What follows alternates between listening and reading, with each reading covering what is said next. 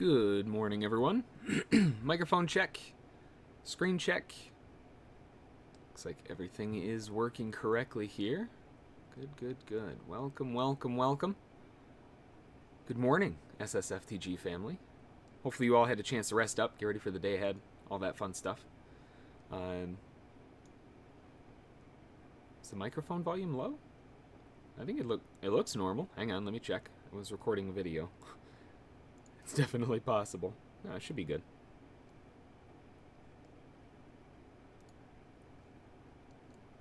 Alright. Anyway. Yeah, we'll figure it out one way or another. As per the usual, make sure to read through the morning prep PDF on the right side of the screen there. Very important to understand everything that is inside there. Just a quick note for you all as well before we jump on in today on the YouTube side of things. The stream does have between like a 5 and 30 second delay, which will definitely impact the timeliness of what I may be talking about at any given moment. Alright, just want to take a second like we do every day to thank all of our new members, subscribers, Academy students, VIPs, and everyone in between. Thank you all so much for the support. I'm super excited to have you all on board. Welcome to the SSFTG family. If you aren't a member yet, you do have several different options to check out if you're looking to further your trading education and career. The easiest way to start out is to join as a member on YouTube. It gets you in the chat room and a bit more behind the scenes in what's going on. Or if you want more information on how we do everything else in terms of our trading approach with 19 hours of video course material and more, swing over to the main page at ssftg.com. So, whether you're here for the very first time or you're one of the VIP vets over on the dedicated stream, welcome. I'm glad to have you trading alongside of me today, analyzing these crazy markets of ours. Let's take a look at some news, take a look at some charts, see what's going on this morning, see what all is happening across the board here. Don't forget to grab your morning DP levels. Those are posted for you this morning on the Major 7. Nasdaq, S&P, Gold, Crude, Euro, Bitcoin, and Ethereum. I was going to try to go backward, but that just wasn't... I was rolling it through my head, and it just wasn't going to work right. I don't know. Ethereum, Bitcoin, Euro, crude. No, that's not. The C into the G. It's not going to work.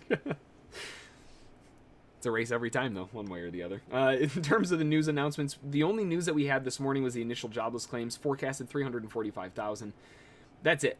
Tomorrow's the big one. We've got all of the bigger news happening then. But for the rest of today, really don't have a whole lot. I mean, we've got some FOMC members speaking later this afternoon at 1300 and 1500 with member Bostic and Dally, respectively. 10 o'clock's got some medium numbers with factory orders, and that's really about it. So, news calendar's pretty light. Nothing really have to worry about too much on that end. So let's jump over and take a look at the S&P first and work our way forward. So as far as the S&P is concerned, one of the really obvious factors going on here is just the incredible continuation that this market has had. It's just nonstop to the upside. You know, maybe they were trying to get a channel that was looking like this, and it was holding the low really, really well. And if we transpose that onto the highs, I mean, they ran into some trouble, right? Kind of broke above the highs, but they held the inside of it and started going a little bit more sideways. Tried attempting to get that break down, that failed, and that was a spark to the next rally to the upside. The big thing really that I want to see here is a favorable pullback, a market that is pulling back into a zone of value. As an example, when we last rallied up to this high, I mean a value point based historically on just that first pocket, the L2, they couldn't even get down there, right? 44.51 was a mile and a half away. And as we continue that a little further up, and look at the overall cycling, they had the L4, which ended up being an L1, as we can tell. Now, after that L1 to the upside, we led into another attempted L1, but they never actually got the test. Let me make sure that this is in the right spot here. Yeah, so they never actually got the L1 test on the lows, meaning that it's still kind of hanging out. It's missing it. We're forming a bit of a wedge. There's not really a ton going on, but I mean, we're towards the upper portion of the wedge. It's definitely a little more difficult to want to be a buyer up here. It's not going to be easy by any means. Much rather wait for a deeper pullback. Or at least to get the L1. I mean, something. Hang on, let me zoom in a little bit closer. From the 60-minute perspective, actually, I'll just leave it here. Gold has been rotating its way back to the upside. And this really nice, tight consolidation that's going on inside here could potentially suggest one of two things. This is either a little bit of a channel that had an attempted break that failed, which you know, it doesn't necessarily fit the bill. Or we have a little bit of a consolidation that the sellers are getting more and more and more stuck in before another breakout to the upside to finish this V bottom. And if we go all the way across from the bottom to the top on the impulse, just from the low to the high, and we see, you know, what is the market's volume? Where are they hanging out? Of course, got to modify this to minute because it's going to take a century and a half, of course, as soon as I do it. But we get that 1788.2 rotation. We get the POC up at the top. The sellers, if they were trying, well, they got out of the way. And now with that rotation back to the upside, it's clear that shorts have gotten out. They jumped ship. So with the sellers getting out of the way and further consolidation, it would, I mean, this still suggests that the sellers haven't necessarily gotten completely out of the way. The earlier POC was down here at 1731.8 for a little while at least. And now with this rotation up, even in the in-between, if you were to look at those two zones, a break even would be about in the middle. And that's where all of that lack of volume came in. So it almost feels like this is the first node, the second node, and we're trying to build a third a little bit further up at this point in time. I mean, we'll have to wait and see what they want to do, but another pulse down to 1788.2 would be a nice zone of support. But the problem is, with all this consolidation here, if we get a pulse back down and they fail underneath it, that could be game over for a big drop. Maybe down to the 1730s, but also to recover some of this low closes into the 1710s, maybe even back into the 1700s. Not necessarily down to a new low, but that, of course, all hinges on the fact that they'd have to get underneath that 88.2. They got time. As far as crude oil is concerned, crude oil is grinding its way back to the upside. And if we look at the overall cycle, back on that previous swing high, they were able to break above it, but they did it on a gap up. Makes it a little bit awkward. In terms of the overall cycling, technically speaking, it is there, and we did have a very valid attempt from the sellers, and that seller's attempt was a total failure. Rotated all the way back off of the 6760s. They did finally get the test of the 6760s, and then a rotation back up. So, from that continuation, if we go all the way further forward and look at where the volume is concerned now, noting that the sellers have already gotten their chance to get out of break even, we're rotating back above the other POC. I mean, everything is saying that this goes back up to around the $70 mark, at least back up to 69.70s.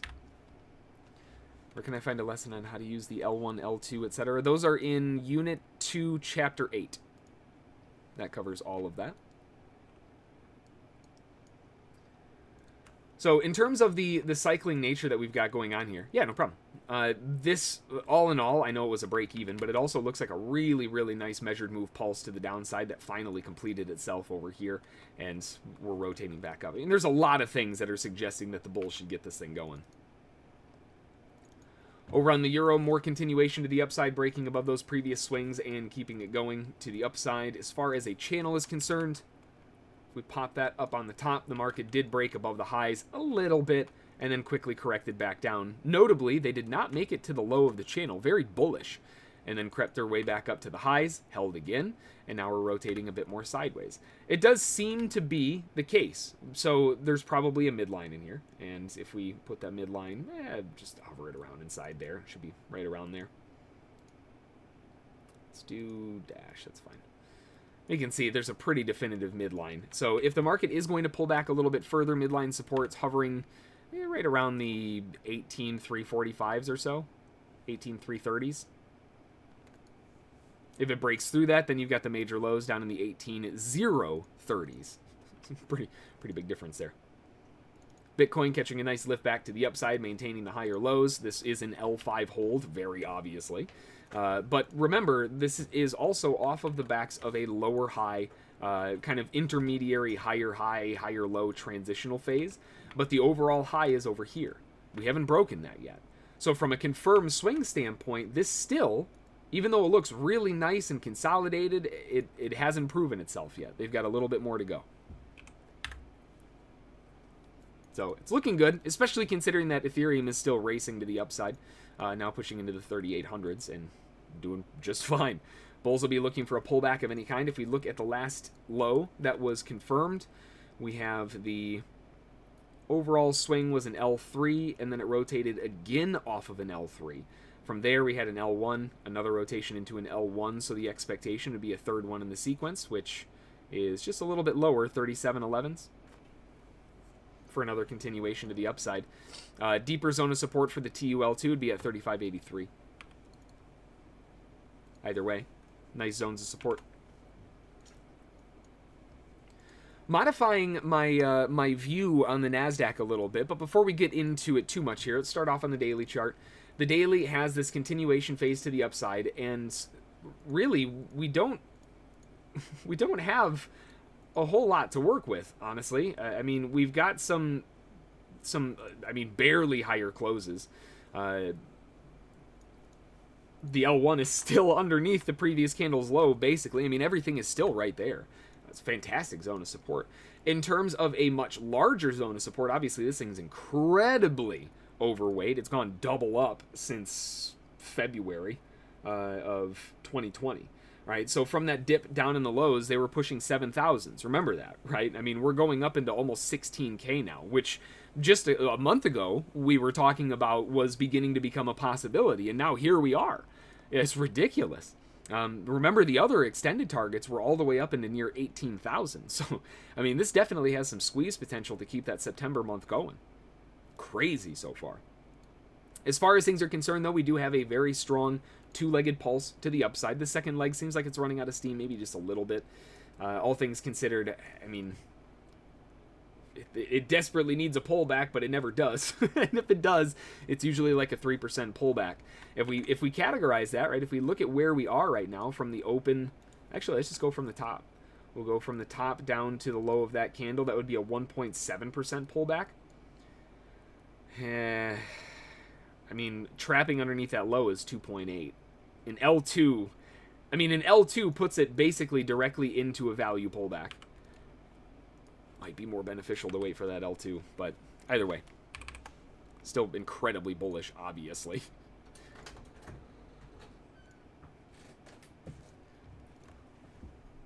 One second.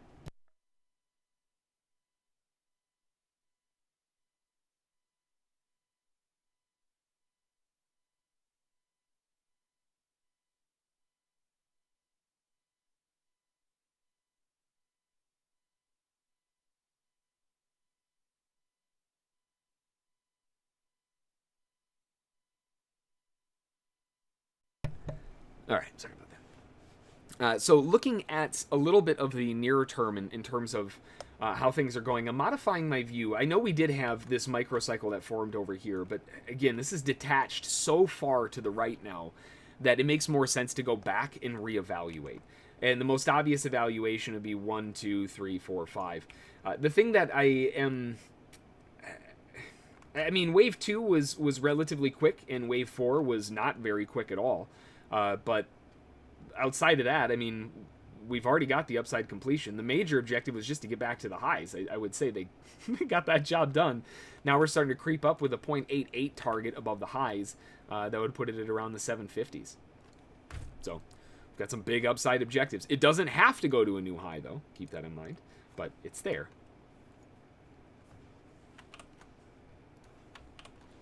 Another consideration would be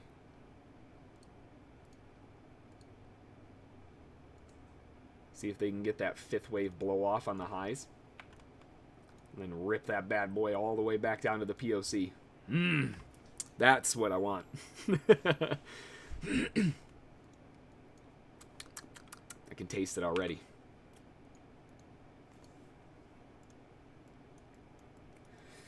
Looking at the faster time frame here and going in from that side of things, I mean, all things considered, really, it hasn't done much. It's just kind of gone up, you know. I mean, in terms of the cycle, we've got the low, and we did have a little bit of the pre-session, which gave us a low down here that we can utilize as well. So starting off from the highs, which was technically up here, sellers would have been looking for a continuation down. They've got an L1. They try coming back in again, and notably, the sellers who would have tried at the L1, they were completely dumpstered, but they were given a chance to get out at a short-term break-even. You can see those bounces on the wicks. Again, there are no such thing as coincidences. Given that bounce to the upside, they hold to the tick off the L2. That was that initial move back down to get out of break-even on the L1. The L2 succeeds for a moment, and then breaks back up above. Now, these L2s, they weren't given a chance to get out of break-even until way over here, which they took. But once it started cycling back underneath, those sellers re-upped back into it to try to get the continuation phase back down. They got a new low, but then it failed, and all of those sellers, look where they got out at again, right?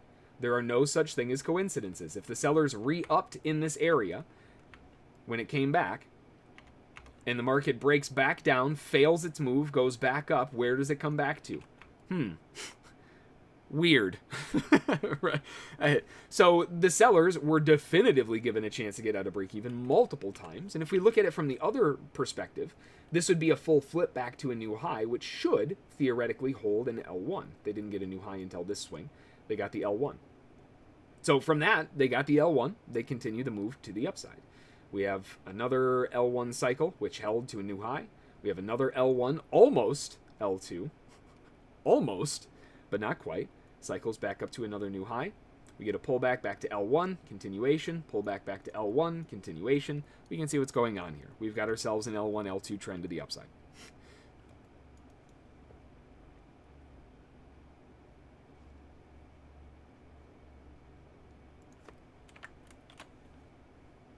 There's not really, I mean, this hasn't really pulled back, to be fair. It's just kind of gone straight up. But in terms of the volume, I guess, from the bottom all the way to the top on the impulse, we've got it back at 15,640.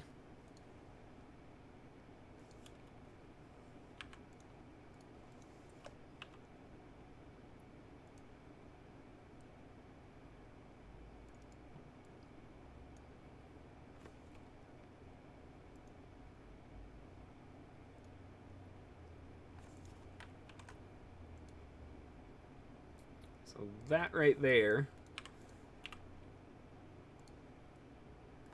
is the hot spot.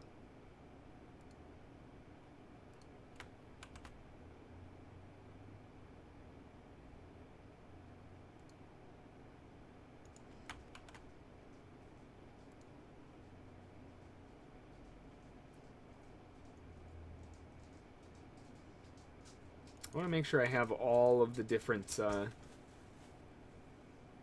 levels ready to go.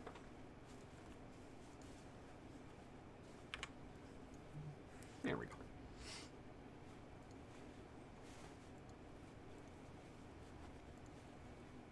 So this is the hot spot. 41 down to 37. POC resting on 40.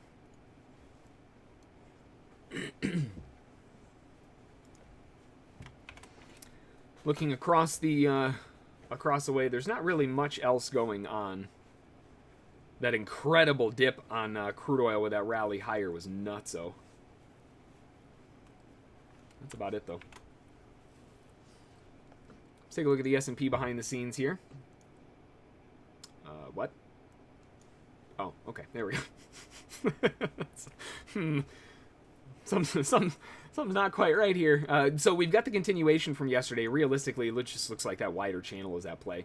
They tried breaking underneath the lows, but that's all yesterday. Let's look at today.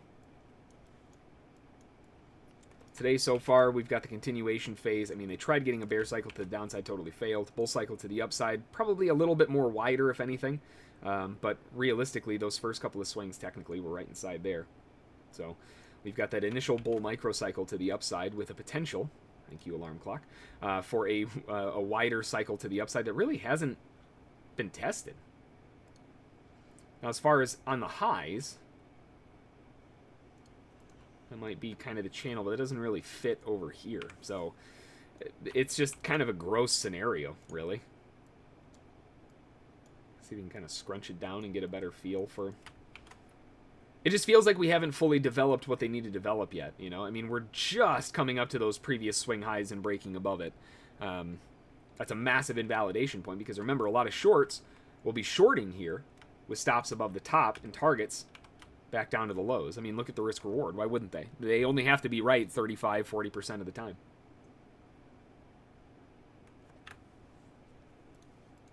Now, you look at the bigger picture and ask yourself, why would anyone want to short the index markets right now? I would agree with that assumption, but this bullish momentum, what I would rather see, if anything, would just be a deeper pullback to give us the larger channel. It feels like we just haven't had that yet. I'll hold out for the bigger channel to see if it wants to come into play. We'll see.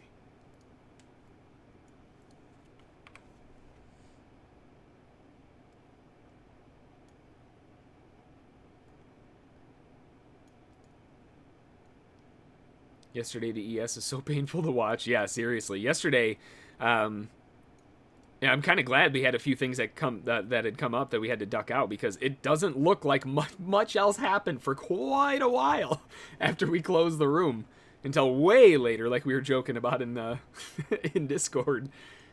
Holy cow.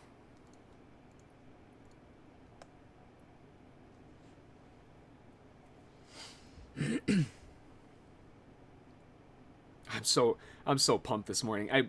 I went to I was grabbing a drink yesterday. I was just so dead tired yesterday.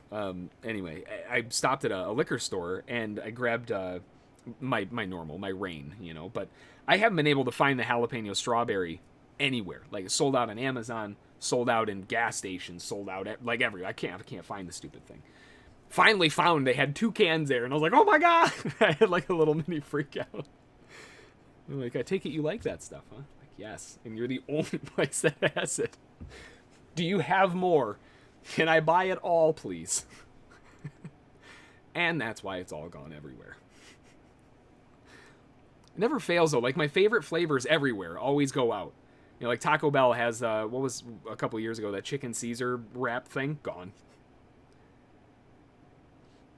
Nachos Bel Grande, whatever? Gone. Now it's like $4 more to make the same thing. First world problems, hashtag right there.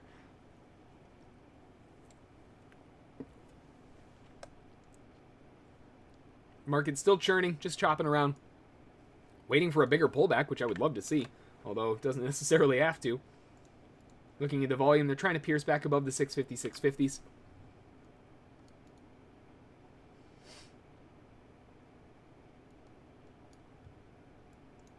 Let's get some volatility in here.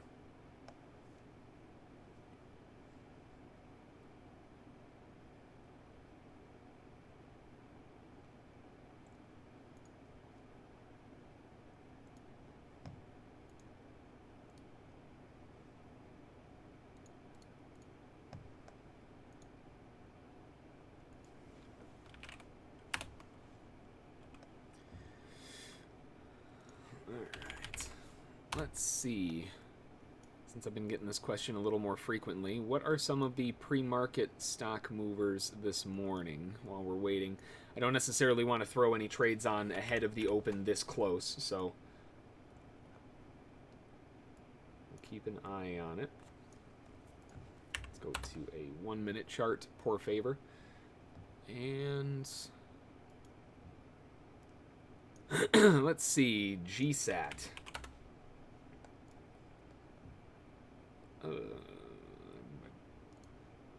I wish it looked better. That's really all that comes down to. GSAT looks kind of crap. PSTV? PSTV, nah. IPHA? Oh, God, no. TLSA, not to be confused with TSLA, but not enough going on there. Where is all the volume? These markets are up a ton, but they're not really moving a whole lot. MedX is down 52%. I mean, there's always that one. CEI, not doing much, but as far as this kind of consolidation goes from yesterday's rally, yeah, I mean, you can see where all of the pumps got in. All of the pumps got into that one. Jeez. Pump, pump, pump, pump, pump, pump, pump, pump, pump. When are they going to dump, though? That's the big question. AMBN. Let's check that out. AMBN. I'm not getting anything under that. Unless you're telling me I need Ambien. Amber. Oh. AMBA. There we go. Well, I mean, they're doing great. The pre-market's not really there, but if we look at this last rally to the upside, that would put a balance point at around 125, big psychological level. I would rather, oh man, that's a toughie. That's a real, that's tough. I mean, the last time we were up here, they got absolutely obliterated. Now, this time around, that's not the case, and we're gapping up. So, the consideration that I would really want to see here is from the top down to the impulse lows, where was that POC and where did they leave it behind? And they left it behind way bottom weighted. So, with this continuation up then, I have to see, are sellers in? Did they get trapped? Did they get stuck? They didn't. Actually, all they did was come back and re-tap the POC for a break-even bounce. So, I mean, if shorts did get stuck, I guess that was their chance to get out. But if we go up to the new impulse, I mean, it's going to leave it way back at 38.45. So the fact that it's trading at 131, that's a bit tough. Maybe on like a 15, this thing's just straight up. The only realistic way that I would be interested from this perspective, from here at least, because we do have a new low, and they rotated off of... Oh, they did. Actually, they had an open right there. So they did hit the L5. So with an L5, I would much rather wait for at least an L1, but preferably an L2, and that's at 117. So...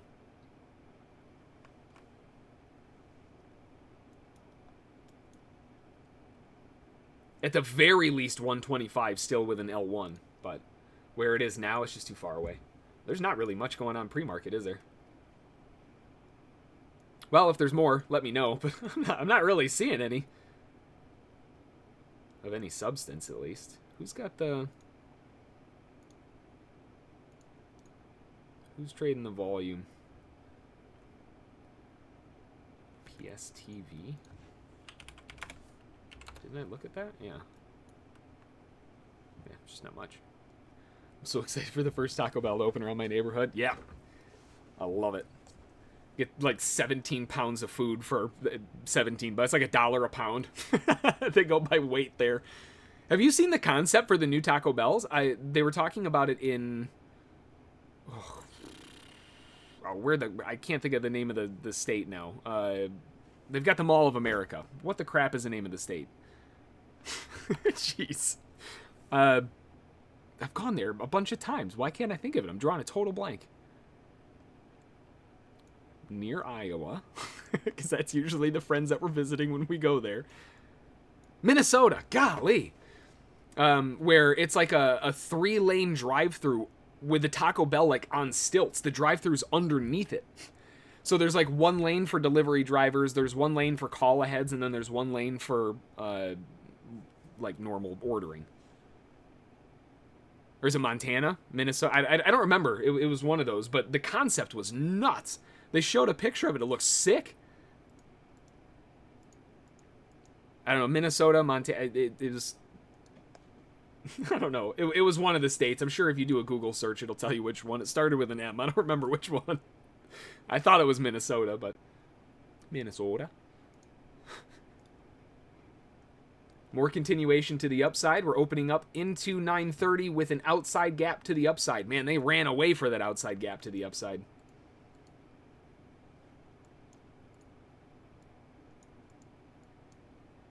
Okay, it was Minnesota. Cool. You should look up the concept pictures, though. It's sick looking. It's really cool. It's so futuristic for tacos. All the people who are going through there for, you know, stoned out of their minds, all the lights, man, they're going to get orders through the through the wazoo.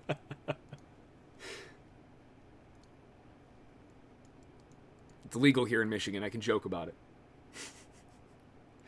More continuation to the upside. Obviously, this pullback zone is going to be modifying a little bit. This hasn't stopped going to the upside.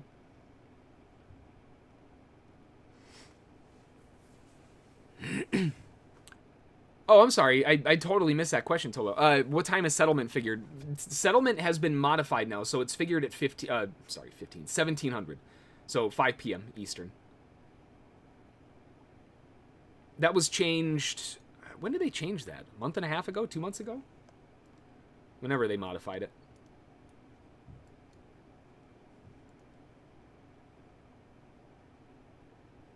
How's it going, AK? Terry, Steven, everyone else, welcome. Glad to have you this morning.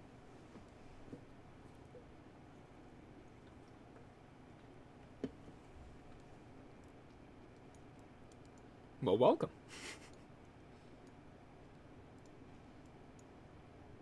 Market hasn't stopped going to the upside. The rotation off of the lows, again, we've got an L5.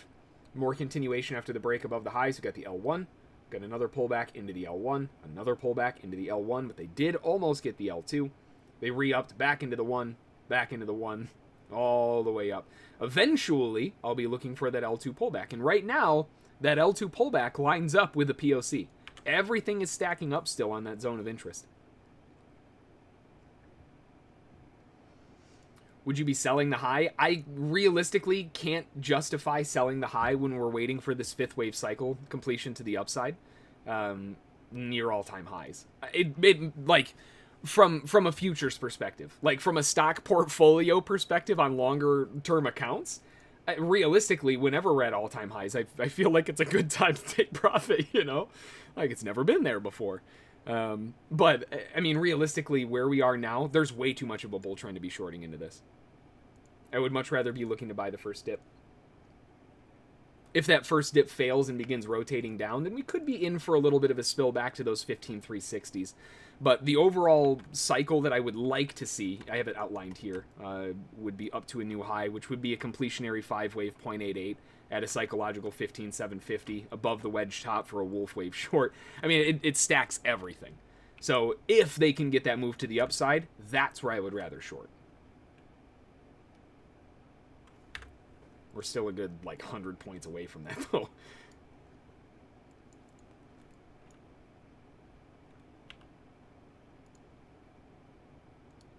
We do have the L1 corrective phase back.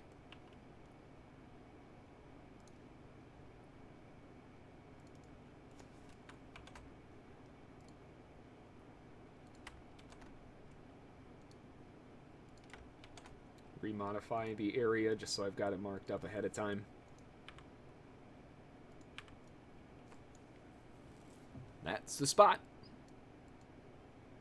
Do you ever trade the MES? I do on occasion, but typically in the reason why we're on the micro Nasdaq right now is we're dedicating this month to be more along the lines of a hard in, hard out, or dedicated more towards smaller account style trading rather than on the mini. I still have the full size S&P up in the top right corner because I like keeping track of it, both in RTH and ETH, but we'll throw a scalp on there every once in a while, yeah. Maybe a couple times a week, not super frequently, unless there's a good amount of volatility.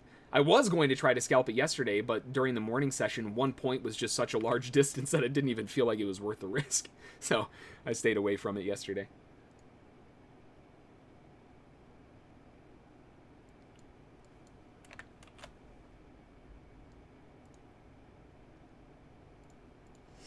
Market continuing to develop a POC 674 quarter, trying to get the rotation back above. Now, in the short term, there are reasonable short opportunities. Again, I mean, we're breaking underneath these POCs. We're at all-time highs. There will be traders at the very least taking profit up here. It's just from a timing perspective, the market is still perpetually bullish. It's going to be very difficult to push back against that. I would rather see the slide down and then look for a continuation to the upside. First 5-minute POC on the S&P. Zoom in. Whoa, a little too close, but sure, we'll go with that for right now. 45.38 quarter is the POC for the first 5. On the Nasdaq, the first 5 POC. Yikes, 15,673.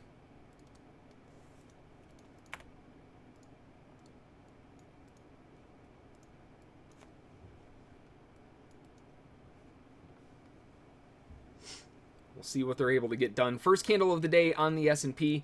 We have an outside gap to the upside with an attempted move higher and the POC at all-time highs, essentially. The really awkward spot to be opening up here. Bulls are attempting to shift the POC above the 67 quarters. Remember, we are on top of the L1. I want the deeper pullback. That doesn't necessarily mean I'm going to get it either. Bulls potentially looking for a 2-to-1 could be looking at the 667 quarters. Probability likely closer to 39% likelihood of success from here. Still decent for a 2-to-1, but kind of awkward. The highlighted zone a little bit further down offers up a 3 to potentially 5-to-1. I like that zone a lot more.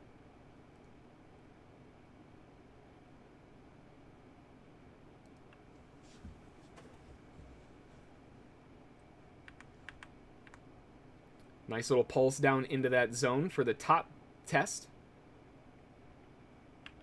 Initial support taking off for the scalp bounce. Oops, let me get my orders on there the right place. Looking for the secondary pulse. Secondary pulse to the upside. Reducing a little bit of risk here because it did dip to the lower portions, but I like this cycle up. Take that next one off. Keep this bad boy going. 67 quarters, the next objective. See if we can cycle this thing to the highs. There we go. Keep on going. Nice push. Keep going. Keep going.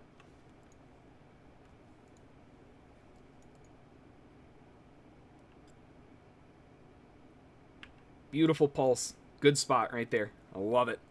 Fantastic bounce right out of there. Had to modify it a little bit, but not too terrible. And again, the only reason I modified it a little bit is because of that first bounce. I got the first bounce and one of the scalp targets filled, and then it went whoop right back down again, so you got to modify a little bit.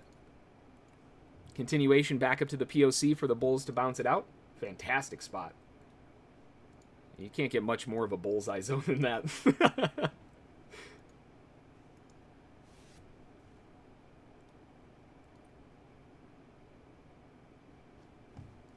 Now, in terms of the risk to the reward, it made it to a 3-to-1. So we did get the 3-to-1. It didn't get the bounce up to like a 4 or 5, but eh.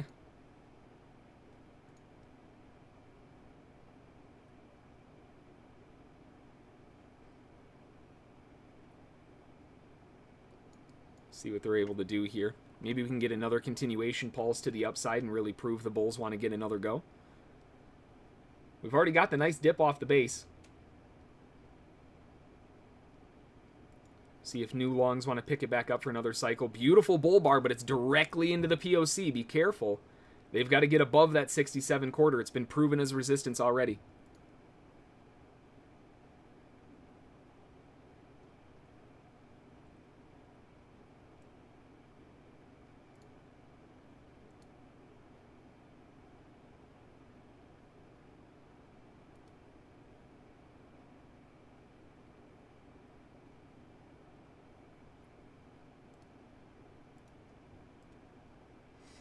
What is your stop and profit? Typically, I'm looking for 2-to-1s, but lately the market has been offering up 3-to-1s a bit more frequently. And if I'm on the other side of things, I'll call myself a scalper. And as a scalper, I go on the other side of probability, which is a 1/2-to-1, meaning I'm willing to risk half, or willing to risk twice as much as I'm willing to make in favor of the trade-off for probability. If you're not sure how all of that works, there is a full video that goes over probabilities and all that fun stuff. What is that in ticks? I have no idea. It's different on every scenario. If you're utilizing a hard stop and hard target scenario on something like the Nasdaq, you're going to have a bad time.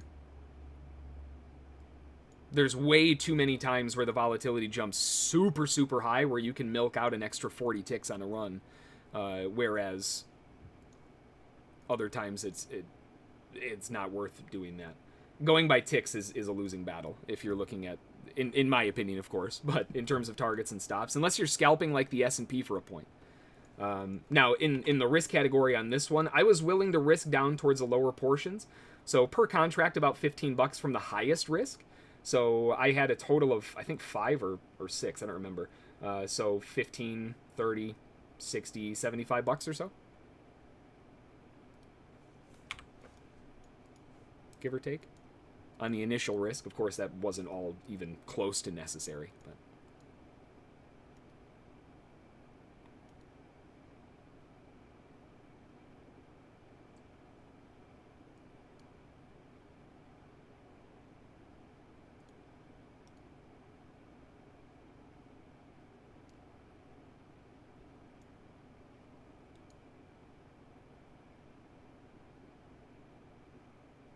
Market hovering around the POC.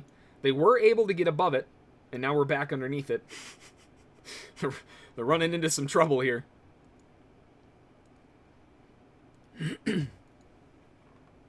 See if they can get another pulse. Because right now, this thing's having some real trouble at this POC.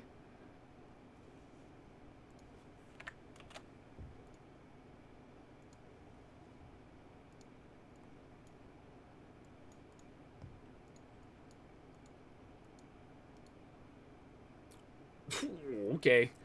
665 POC demonstrating sellers trying to get the move down. I am very curious in how the bulls respond to that move. Sellers holding underneath.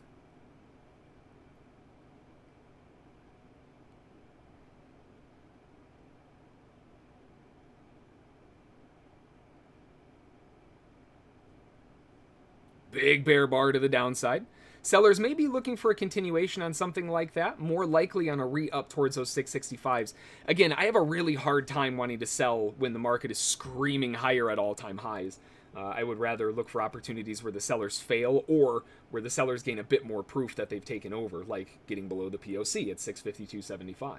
That's kind of the litmus test, right? I mean, realistically, we can't be in a bear trend if the dominant volume is still supporting the market. It's just not how it works. They crack underneath that, though. Game time. They're definitely showing some good attempts.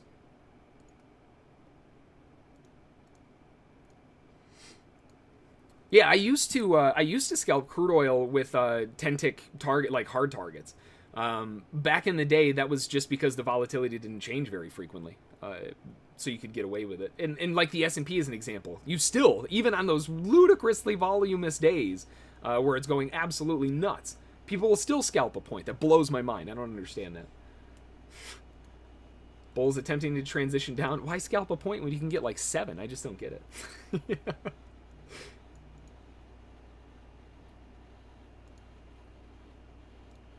Bulls are trying to get this to transition back to the upside.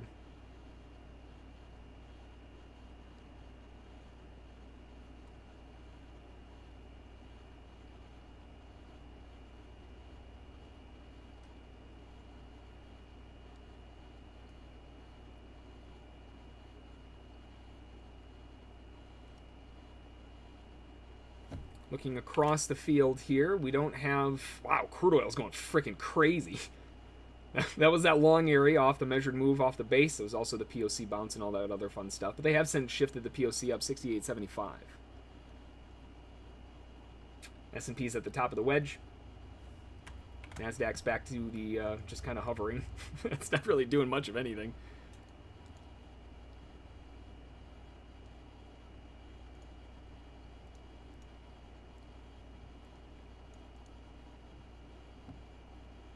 Bulls are trying.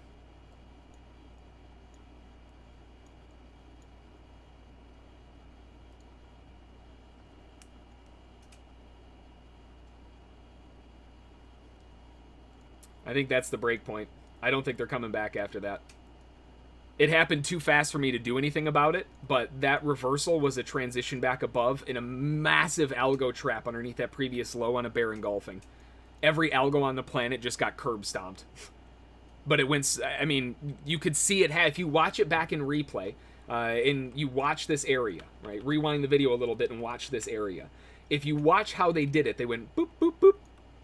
The only things that would be able to respond to that are algos. Like, you and I couldn't respond to that. I just had to watch it go. But that's an absolute decimation. Right to the chopping block. They were able to make a new high. The POC that they left behind, 565. If we're looking at the overall cycle of this, I mean, realistically, you'd expect bulls to want to try to press for a bit of continuation. I think shorts are a bit underwater right now, though, so they're looking for the escape route. Back at the 650s or so, down in this zone here, the 665s. My concern is this, right? We had this pulse to the upside and the rejection on the top. was so fast that my assumption is all of the buyers who bought this dip, and they held through all of this garbage, got their targets on the highs, and everybody jumped ship. Nobody's left to defend it anymore.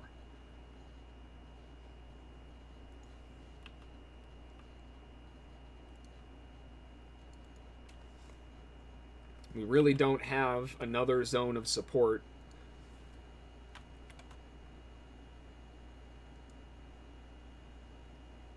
I mean, did the POC change? They got a new high.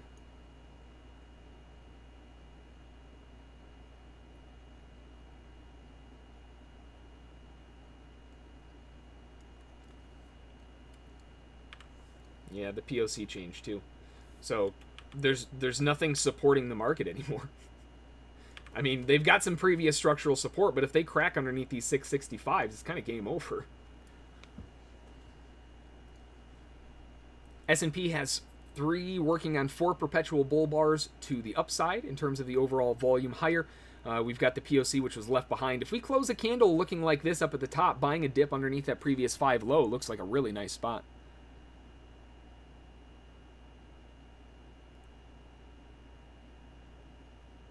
Got the twin long on the MES. Nice work. I'm not there to defend it either. Yeah. I mean, I don't want to be. At least not the first bounce. Maybe the second bounce after they gain some proof and show up. But, yikes. I don't know. I'm not in the mood to hold bags, you know? Not on a Thursday. Give me the dip. Reduce my risk. Give me something more favorable, and then we're talking.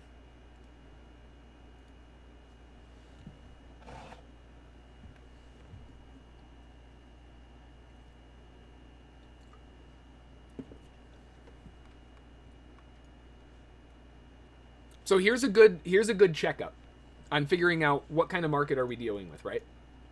We just had an impulse high that was put in.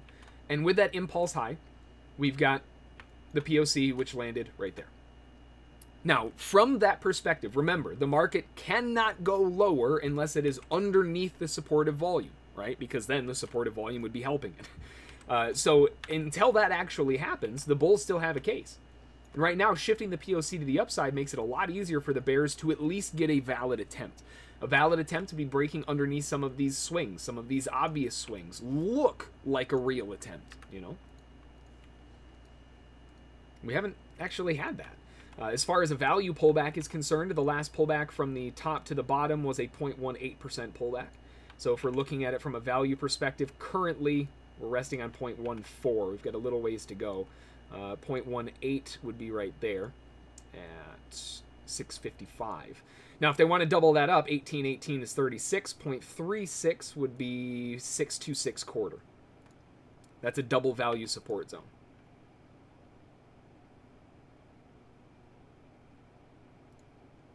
That's a big boy.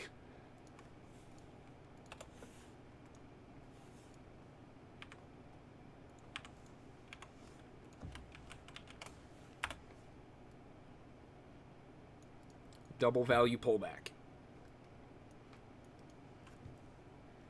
Market's attempting to churn back to the upside. They're holding above the POC. That last bull bar on the S&P looks like an absolute disaster piece. But a perfect kind of candle to get a little bit of a dip underneath. So I like that 39 area back to 38 to 37. Opening this up more on the scalp perspective, so the risk is a little bit higher because realistically, I mean, we've got to stay open to what's actually happening here. There's not really any support except the low here or down here. So you've got to be flexible if you're going to be looking to scalp the S&P right now.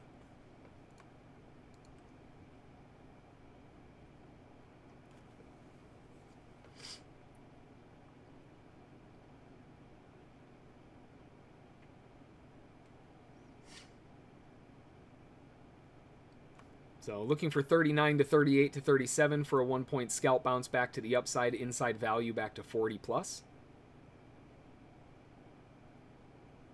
It's even better that they have 4 minutes left. Testing the entry, no fill. There we go. Upside objective 45.40. Make this a little bigger. I can't see the quantities.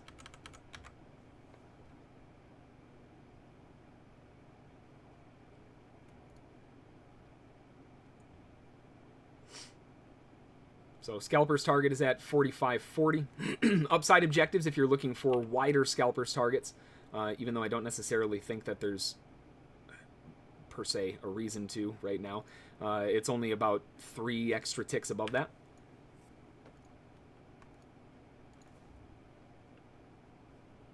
$9:51, 10 o'clock is around the corner. Top of the hour. There is some news at 10 o'clock, although it's not major. It's a medium news announcement.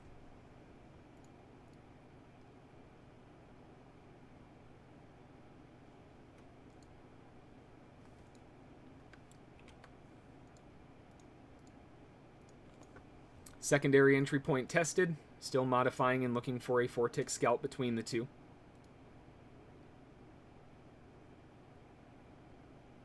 Trying to stay flexible with the back and forth.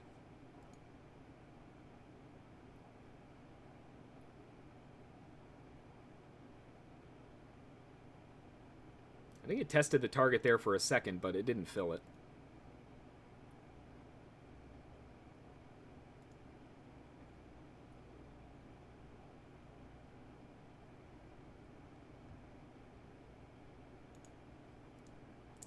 One below that would be 35, but remember, that's kind of the last point below it starts opening up below the lows.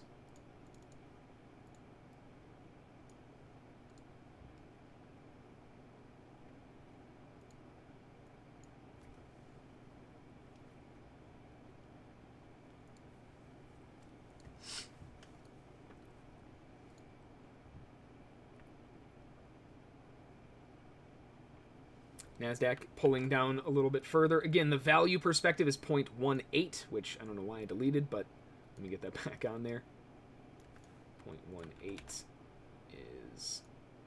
that line's way too thick. Hovering around 653. Still technically a higher low, too.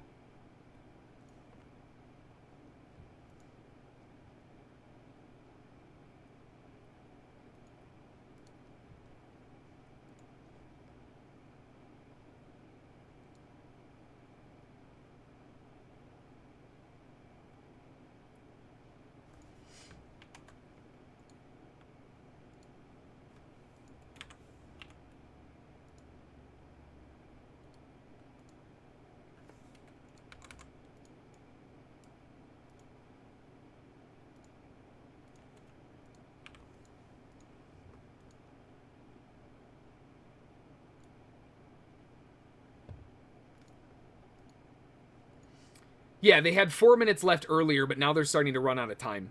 With this kind of move to the downside, a huge bear bar in an otherwise bullish sequence, I still don't believe it. So it really doesn't bother me, if I'm totally honest. I like this zone. But we'll reevaluate as the candle comes to a close.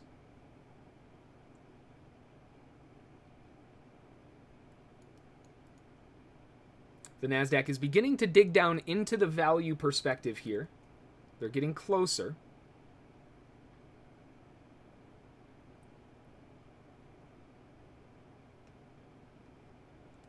And in the final second of the candle, it actually closed directly on my entry point. Tested the target again. Still no fill.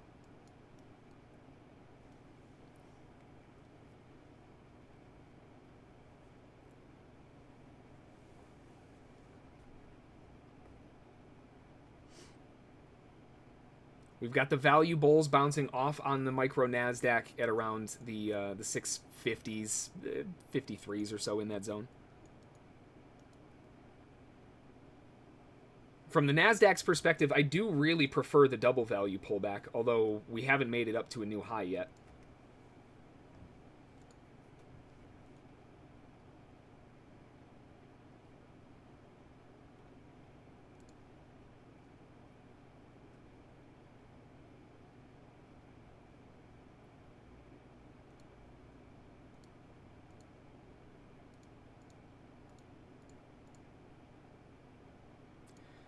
Alright, well, I'm not going to be able to get much else out of it other than just the scalper's objective to the upside now.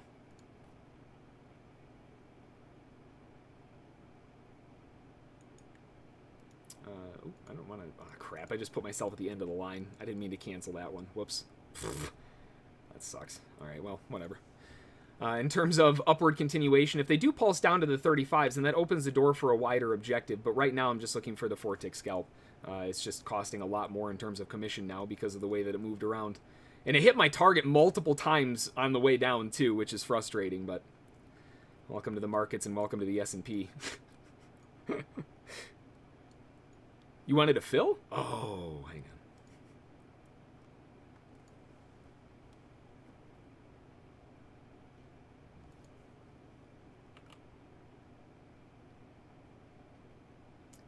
$35.75 would be the pulse below the lows. So far, they haven't had that yet. Double bottom at the base. 35 is the next spot of interest. Now, again, at 35, that will juke my average down a little bit further. Should be closer to like 37, which still isn't super favorable, but that allows the potential to try to open up for a little bit more to the upside then. Again, the issue here is that they've got to hold around this area or it's going to start losing ground pretty quickly. It's a wide open door underneath the lows, and that might require different management or just accepting the loss underneath the base. Oh, yeah, don't you love it? They show it to you, they test the target, they bounce off the target, they don't fill it, they go back down the negative, they go back up, test the target, doesn't fill it, goes back down, tested the target again, doesn't fill it. I mean, that's the game that the S&P plays. You just got to let it play its game.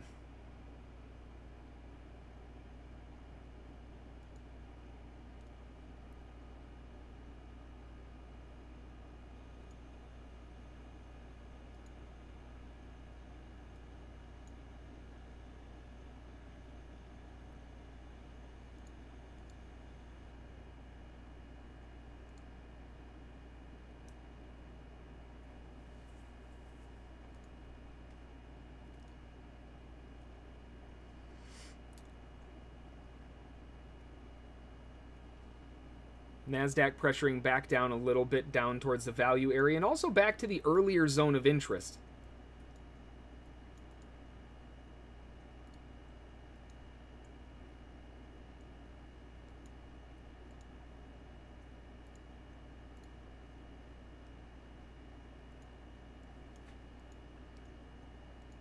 Nasdaq pushing down a little bit further. The S&P hit my target like 7 times, but I didn't get a fill on it.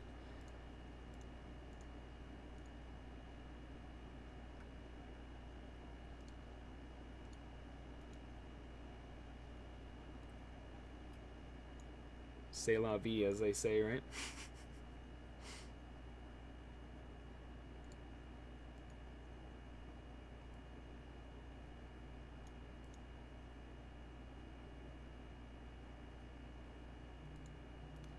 Can I please get a fill? I would love a fill. I gotta be close to the front of the line, right?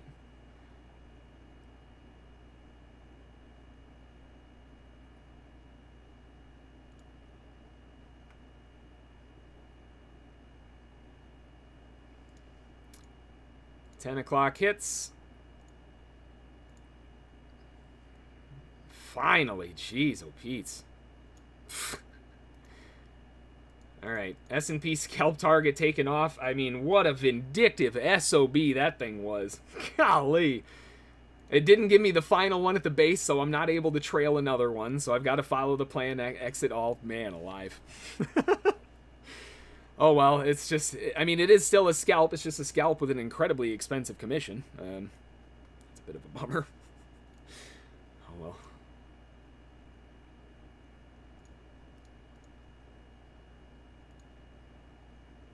We are going into 10 o'clock as well, which means that we are moving into the extended session.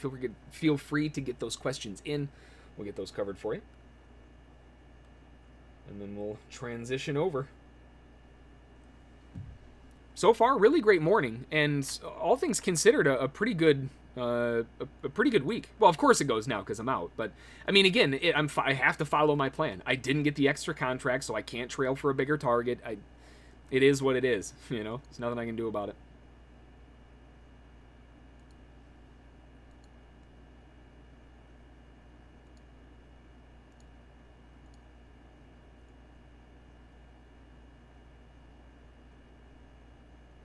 Yeah, have a good one, AK. Good seeing you in the room.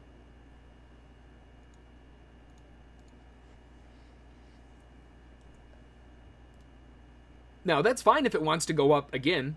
I mean, that's cool. Sure. You know, I mean, it's at the bottom of the channel. It's got everything setting up. But I'm going to take it for a different reason, you know, not the other reason. This reason should have bounced earlier, and it didn't. And you can still see all of the traders who are probably trying to get out at break even, or trying to get that extra little scalp, trying to get greedy on it, not getting filled.